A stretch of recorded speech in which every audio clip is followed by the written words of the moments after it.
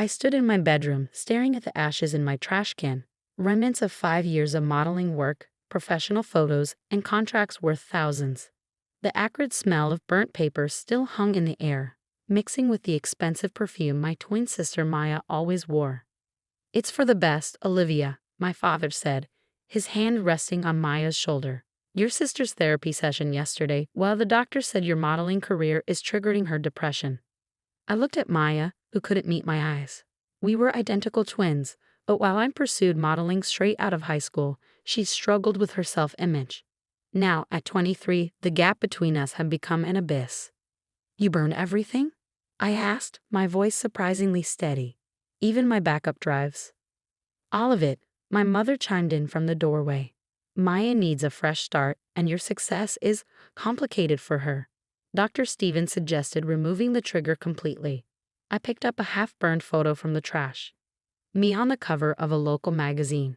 The edge curled into ash at my touch. 5 years of hard work, gone in one night while I slept.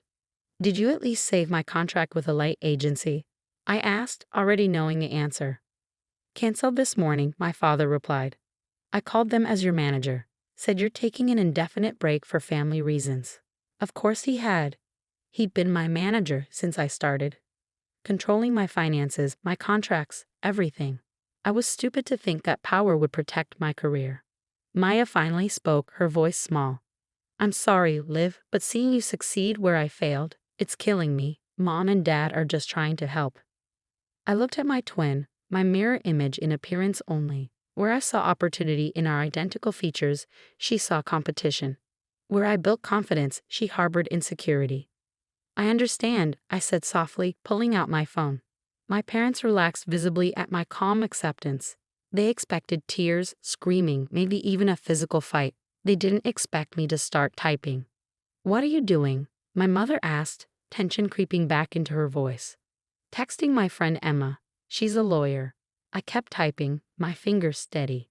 "Did you know that destroying someone's professional contracts and property is actually a crime? Even if you're family?" The color drained from my father's face. "Now, Olivia, let's not be hasty. We're doing this for Maya." "No," I corrected him, still typing. "You're doing this to maintain control. Maya's mental health is just your excuse." Maya stepped forward, confusion crossing her face. "Liv, please, I need this." I finally looked up from my phone. "What you need is real therapy, not parents who burn my career to make you feel better." Did Dr. Stevens really suggest this, or is that another lie? The guilty shift in my mother's stance answered that question. "Thought so," I said, grabbing my car keys. "I'm leaving now. Don't try to stop me." "Where are you going?" my father demanded, moving to block the door. "To set things right," I replied, sliding past him. "And don't worry about my modeling career. You just gave me something much more valuable than those contracts." "What's that supposed to mean?" my mother called after me. I turned at the top of the stairs, taking in their worried faces. "You'll see. In exactly 6 weeks, everyone will see." What they didn't know was that I'd been preparing for something like this for months. Every time they managed my money, every time they used Maya's fragility to control my choices, I'd been gathering evidence. The burned contracts were just the final piece I needed. As I drove away, my phone buzzed with desperate messages. "Come home, we can talk about this. Think about your sister. Don't do anything foolish." They had no idea that their night of destruction had just handed me everything I needed. In their attempt to destroy my modeling career, they'd given me the perfect story for something much bigger. I pulled into Emma's driveway, already formulating my plan. My parents thought they were writing the end of my career, but they'd actually just written the beginning of their nightmare. In 6 weeks, when everything was in place, they'd understand exactly what they'd done. Maya sent one last text. "I never meant for them to go this far."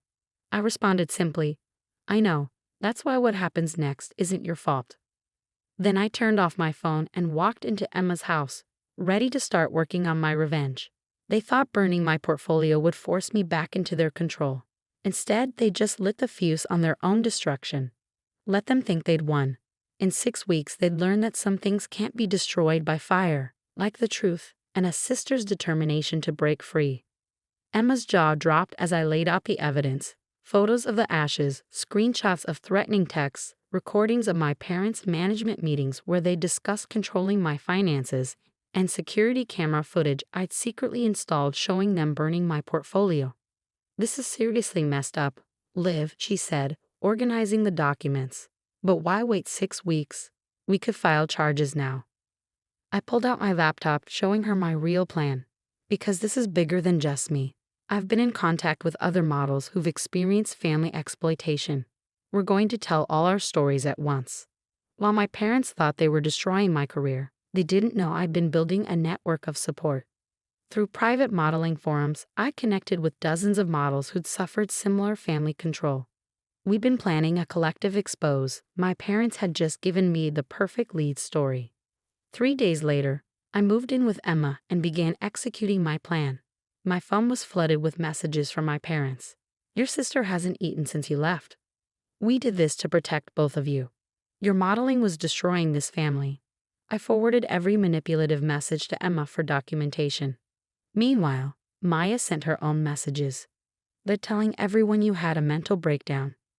Dad's calling all your industry contacts to blacklist you. Please tell me you have a plan." I did have a plan.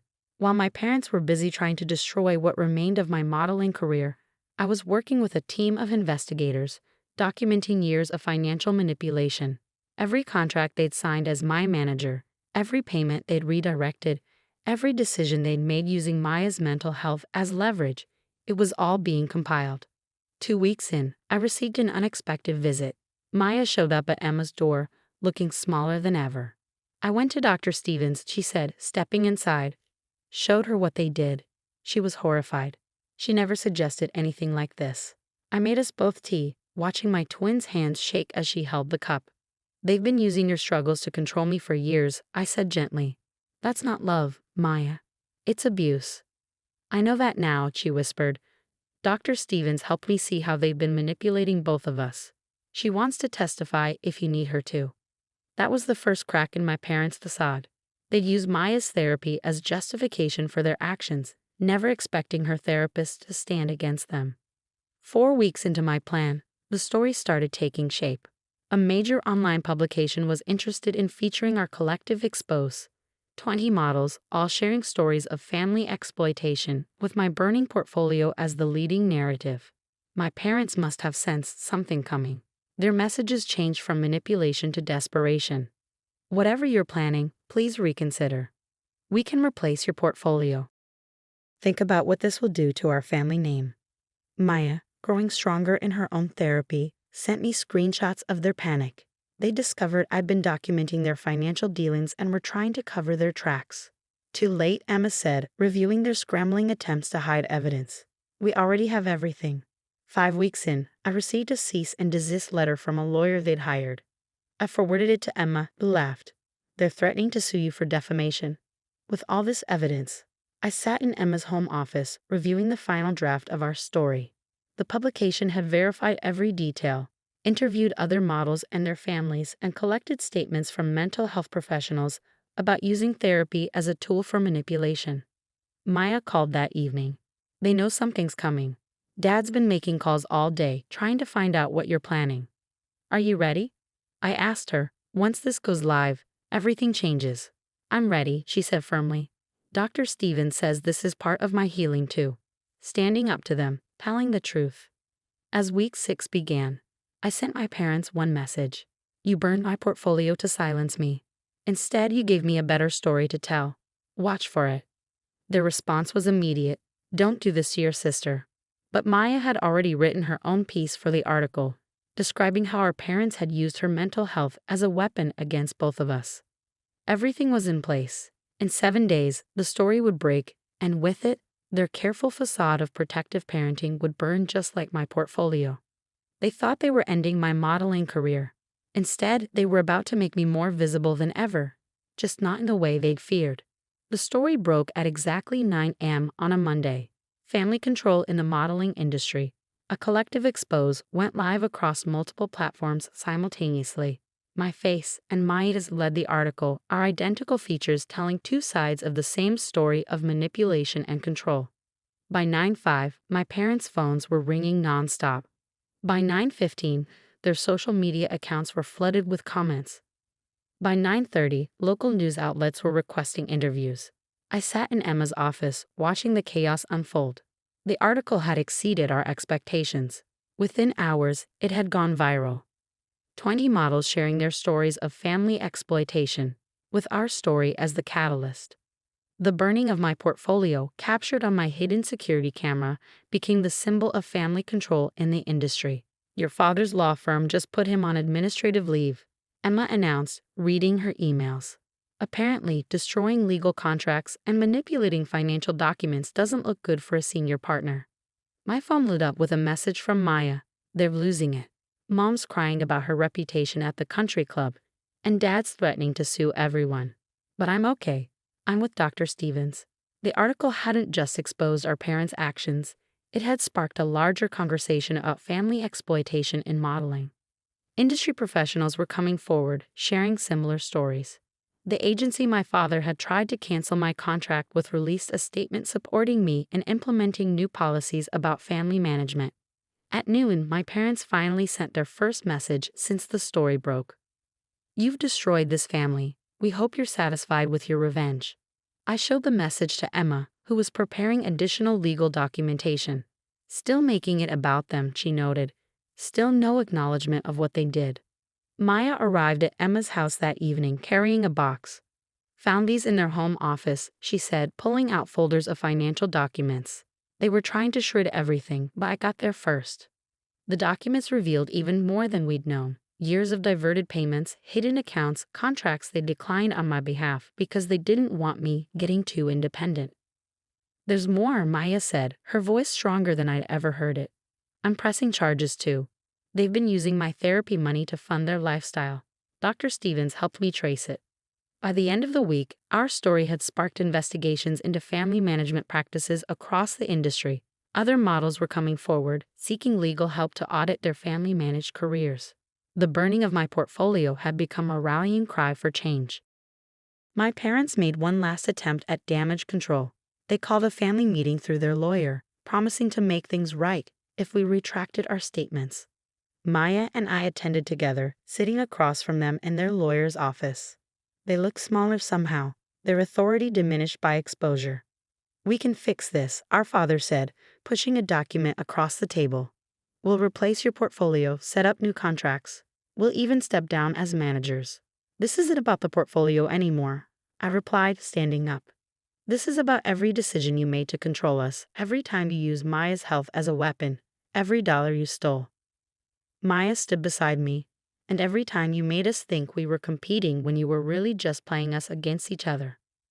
We left them there, with their useless offers and their broken control. Outside, photographers were waiting, not for scandal, but to document our story of breaking free. 1 month after the article, I was back in front of cameras, but not as a model. I was speaking at industry events about family exploitation. Maya was beside me, sharing her perspective on how families weaponize mental health to maintain control.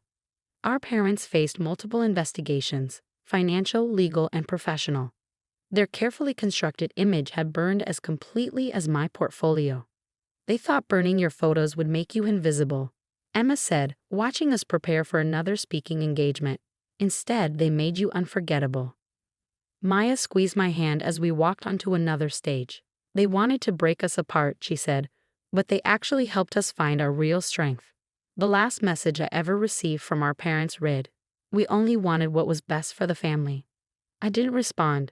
They still didn't understand that their definition of family had been the problem all along. They had tried to burn my future to control it. Instead, they had lit a flame that would change the industry forever. Maya and I stood together, ready to tell our story again. We were no longer the controlled twins, playing our assigned roles. We were survivors, advocates, sisters who had found power in the truth. They had tried to write our ending. Instead, they had given us a new beginning.